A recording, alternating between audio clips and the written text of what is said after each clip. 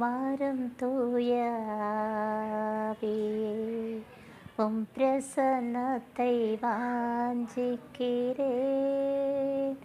உம் வல்லமையால் என்னை நிறைத்து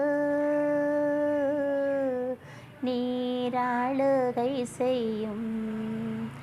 வாரும் தூய ஆவியே, உம் பிரசன்னத்தை வாஞ்சிக்கிறேன்.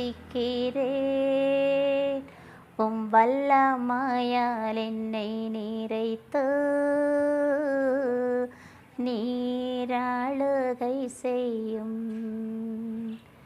அக்கினியும் நீரே, பெருங்காற்றும் நீரே, ஆலோசனை கர்த்தரே, நீராளுகை செய்யும். அக்கினியும் நீரே, பெருங்காற்றும் நீரே, ஆலோசனை கர்த்தரே, உம் ஆவியை ஊற்றும். வாரும் தூய ஆவியே, உம் பிரசன்னத்தை வாஞ்சிக்கிறேன். உம் வல்லமையால் என்னை நிறைத்து நீராளுகை செய்யும். Okay, good morning, good afternoon, good evening. எப்படி இருக்கீங்க? நல்லா இருக்கீங்களா? ஓகேங்க. Wish you a very happy new year. ஓகேங்களா? இப்போ நம்ம இந்த வீடியோக்குள்ளே போகலாம்.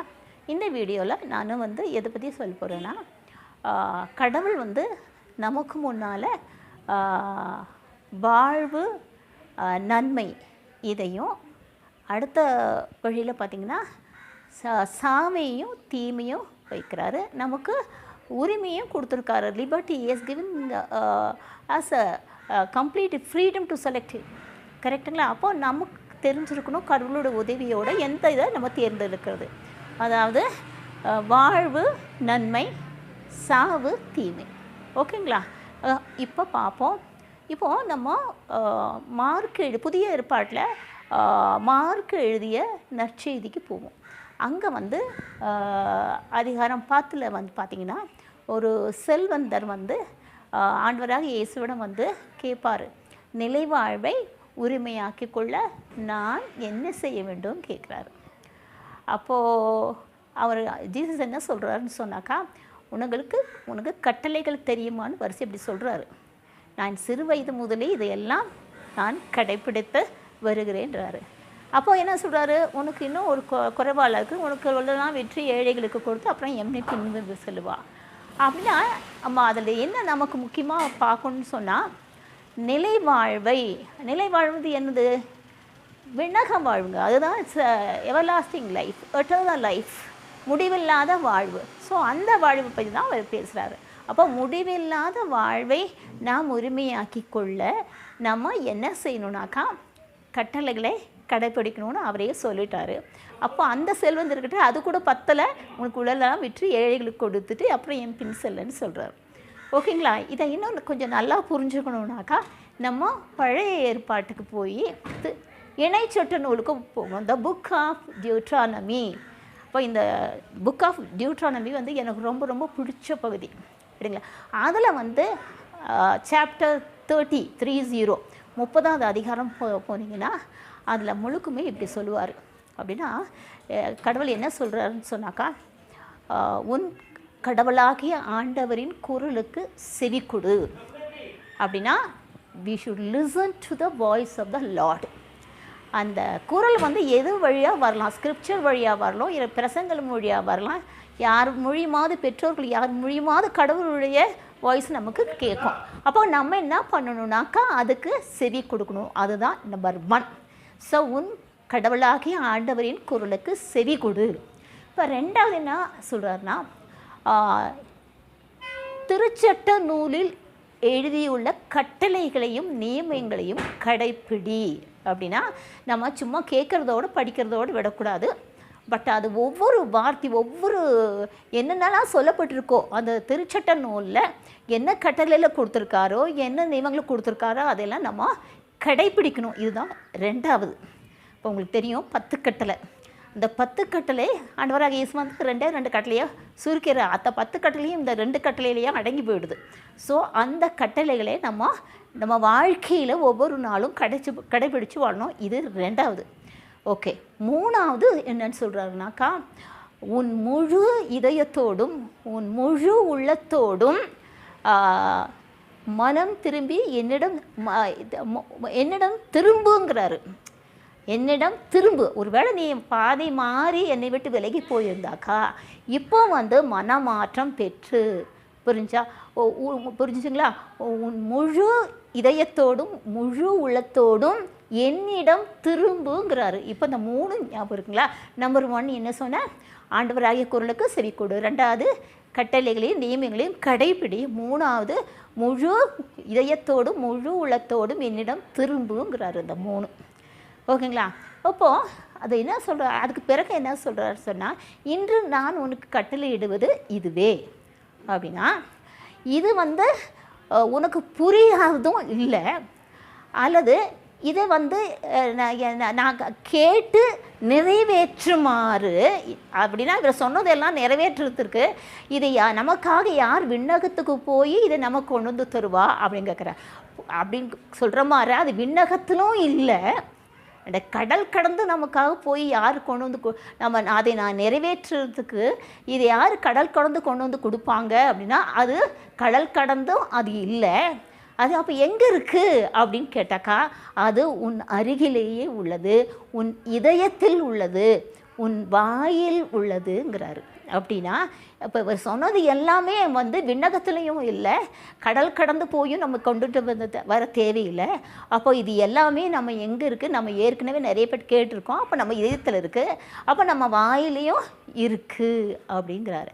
அப்புறம் என்ன சொல்லிட்டு என்ன சொல்கிறாருக்குன்னா, உன் முன்னால் வந்து நான் 2 வச்சுருக்கேன். என்ன வச்சுருக்கேனாக்கா, இதையெல்லாம் நீ செஞ்சினா, நீங்கள் இது எல்லாத்தையும் நீங்கள் கடைப்பிடிச்சி நான் சொன்னதெல்லாம் நீ கேட்டினாக்கா, அதன்படி வாழ்ந்தானாக்கா, உன் முன்னால் வந்து நான் 2 வச்சுருக்கேன் இல்லைங்களா. ஒன்று வாழ்வு நன்மை, இன்னொன்று ஜஸ்ட் ஆப்போசிட்டு அப்படின்னா சாவு தீமை. இப்போ நல்லதில் எடுத்துக்கிட்டிங்கன்னா எனக்கு அந்த ஃபஸ்ட்டை நீங்கள் உங்களுக்கு செலக்ட் பண்ணுவீங்க இல்லைங்களா. அவங்களுக்கு அது வந்து நீங்கள் வாழ்வாய், நீ வாழ்வாய், நன்மை தேர்ந்து கொண்டு நீ வாழ்வாய். இல்லாட்டி நமக்கு கிடைக்கிறது வந்து அந்த சாவும் தீமையும்ங்கிறாரு. அப்போது இப்போ நமக்கு புரிஞ்சுருக்கும். அப்போது நம்ம படிக்கிறதோடு இல்லை, ஜெபம் பண்ணுறதோடு இல்லை, கடவுள் அவளுடைய குரலுக்கு செவி கொடுத்து அவர் சொன்னதை எல்லாம் கேட்டு அதன்படி அதெல்லாம் கடைப்பிடித்து நம்ம அதை வாழ்வாக்கி கொண்டாதான் நம்ம வந்து அந்த விண்ணக வாழ்வை, அதாவது எட்டர்னல் லைஃப், அது முடிவில்லாத வாழ்வை நம்ம உரிமையாக்கி கொள்ள முடியும். ஓகேங்களா? இப்போது நான் ஒரு பாடலோடு என்னுடைய இந்த உரையை நான் முடிச்சுக்கிறேங்க. ஓகேங்களா? Holy holy I will bow before my Lord and King. Hallelujah, you have come to us, you make all things new. Holy, holy, I will bow before my Lord and King. Hallelujah, you have come to us, you make all things new.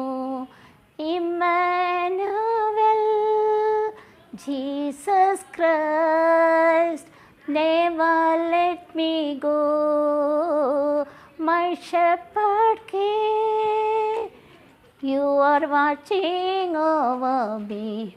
Emmanuel, Emmanuel, Jesus Christ, never let me go, my shepherd king, you are watching over me.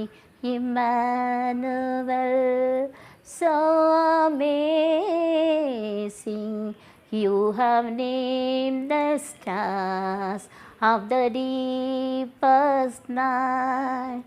Still still you love me. You have called my name, I will follow you. So amazing, you have named the stars of the deepest night. Still you love me, you have called my name, I will follow you. Emmanuel, Jesus Christ, never let me go. My shepherd king, you are watching over me. Emmanuel, Emmanuel, Jesus Christ, you never let me go. My shepherd king, you are watching over me. Emmanuel, holy, holy God Almighty, there is none like you, there is none like you.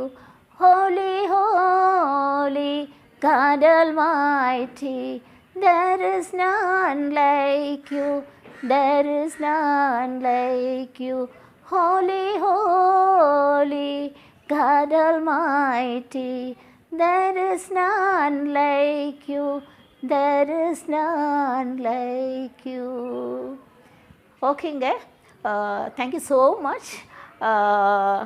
But I'll pray for you all people actually till I see you. Bye. Okay, thank you so much. Bye bye.